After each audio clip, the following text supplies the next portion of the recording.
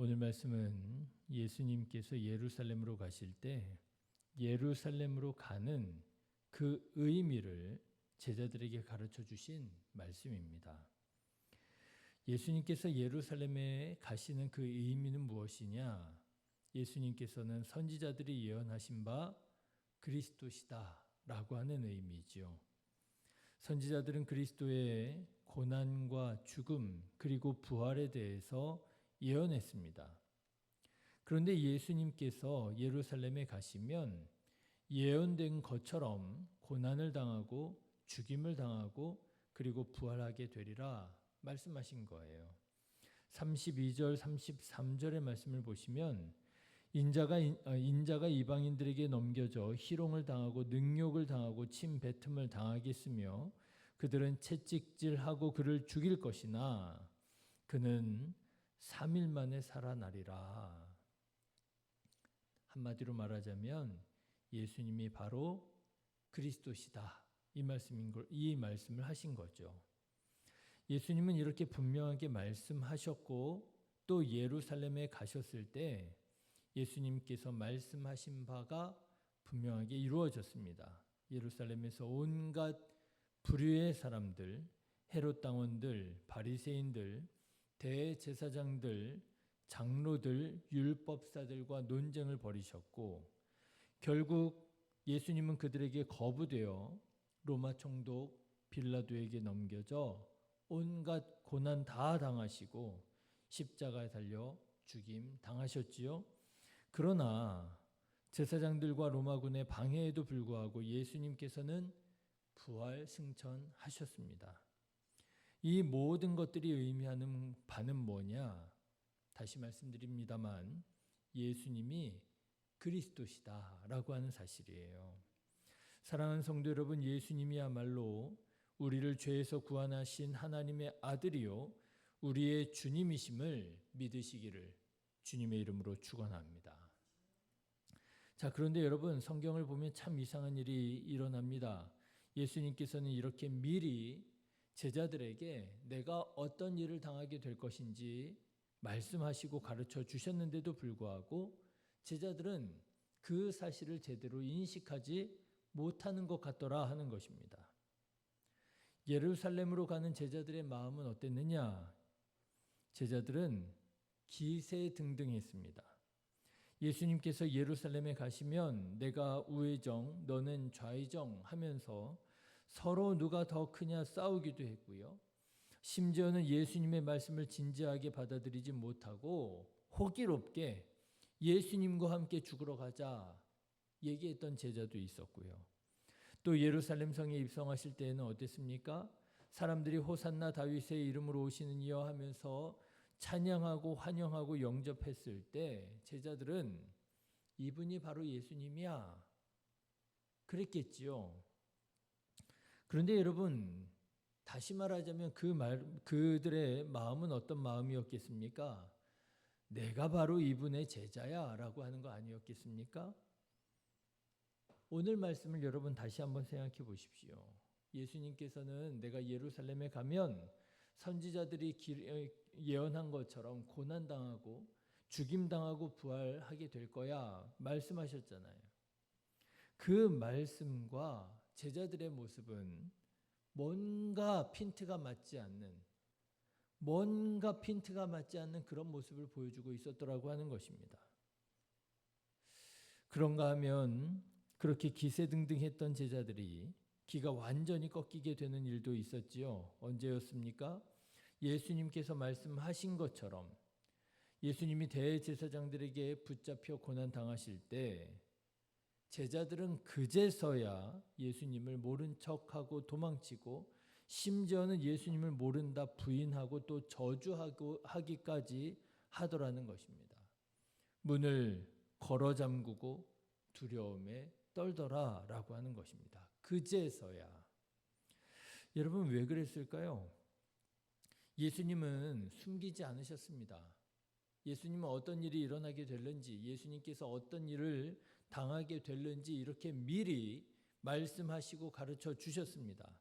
그런데 제자들은 왜 마치 처음 듣는 사람인 것처럼 처음에는 그렇게 기세등등하게 예루살렘으로 가다가 예수님께서 진짜로 고난당하고 죽임당하게 되시자 당황해하고 두려워하고 예수님을 부인하게 되었을까요?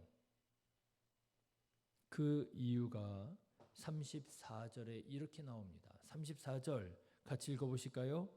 제자들이 이것을 하나도 깨닫지 못하였으니 그 말씀이 감추었으므로 그들이 그 이르신 바를 알지 못하였더라. 그렇습니다. 제자들이 예수님의 말씀은 듣기는 들었습니다. 그런데 깨닫지 못했다는 거예요. 귀로는 들었지만 머리로, 마음으로, 영으로 듣지 못했다는 것입니다.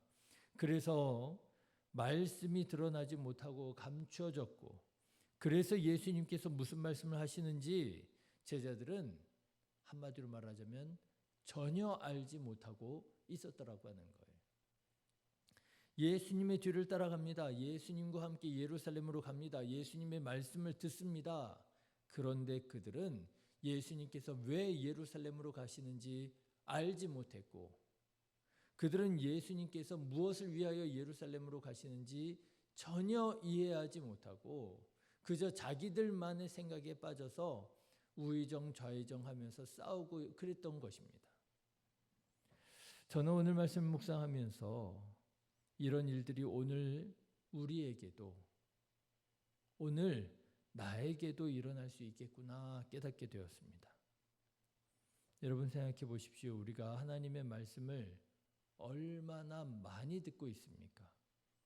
주일 예배뿐입니까? 수요 예배 있잖아요. 또 화요일부터 토요일까지 새벽 예배 있잖아요. 이것만 해도 한 주에 우리는 7번의 말씀을 듣고 있는 것입니다. 다시 말하자면 하루에 한 번꼴로 말씀을 듣고 있는 거예요. 말씀이 적나요? 적지 않습니다. 어찌 보면 하나님의 말씀을 따라가기 힘들 정도로 우리는 하나님의 말씀을 많이 듣고 있는 거예요. 그런데 여러분 그뿐 아니잖아요. 우리가 좋아하는 설교자들이 또 있지 않습니까? 그래서 틈만 나면 유튜브로 설교를 들으면서 또 은혜를 받잖아요. 그렇게 듣는 말씀까지 치면 여러분 아마 하루에 설교를 5편 이상 듣는 분들도 적지 않을 거예요. 제가 무슨 김밥집이라든지 뭐 이런 데 갔을 때 어떤 분들은, 어떤 사장님들은요, 아예 기독교 채널을 라디오에 딱 맞춰놓고 하루 종일 설교를 듣는 분도 계시더라고요. 여러분 우리가 얼마나 많은 말씀을 듣고 있습니까? 말씀을 듣는 것 좋은 일이지요. 믿음은 들음에서 난다고 했고요. 이렇게 저렇게 일하고 분주한 가운데에서라도 어쩌다가 들려지는 말씀에 감동이 되기도 하고 은혜가 되기도 하고요. 말씀 들어야지요. 그런데 여러분, 오늘 말씀을 묵상하는 중에 두려워지는 것은 우리가 혹시 바로 이 예수님의 제자들처럼 말씀을 듣고 있는 것은 아니냐라고 하는 것입니다. 말씀을 듣기만 하고 깨닫지는 못하고 있는 것 아니냐라고 하는 거예요. 그래서 정작 예수님께서 말씀하신 바가 이루어지는 그 현장에서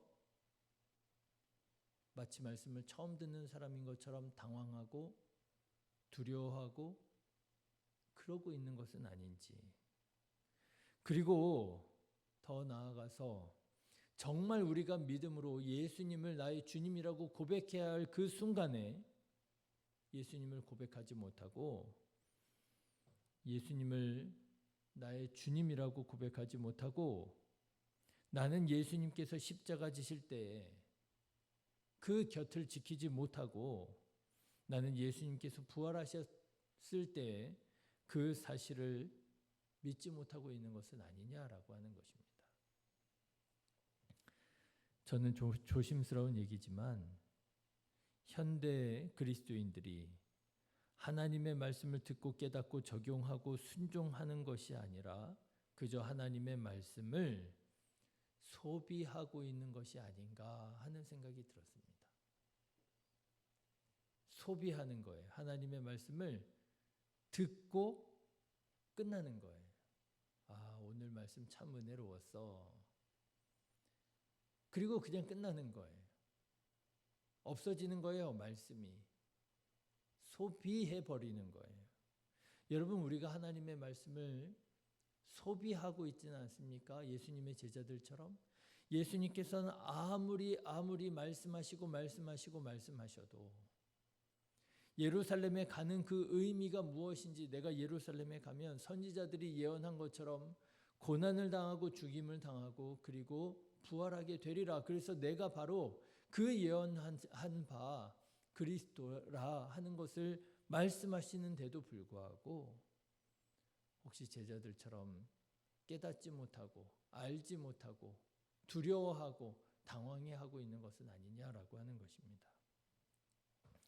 사랑하는 성도 여러분, 바라기는 하나님의 말씀을 그저 귀로만 듣는 것이 아니라 마음으로 영으로 듣는 자 되어서 말씀을 들을 때에 그 말씀을 소비해버리는 것이 아니라 그 말씀을 묵상하고 그 말씀에 순종하고 그 말씀을 깨닫고 그 말씀을 따라 살아가는 저와 여러분 되셔서 하나님의 말씀의 능력을 경험하고 하나님의 말씀에 순종하여 하나님께 영광 돌려드리는 저와 여러분 되시기를 주님의 이름으로 축원합니다. 기도하겠습니다.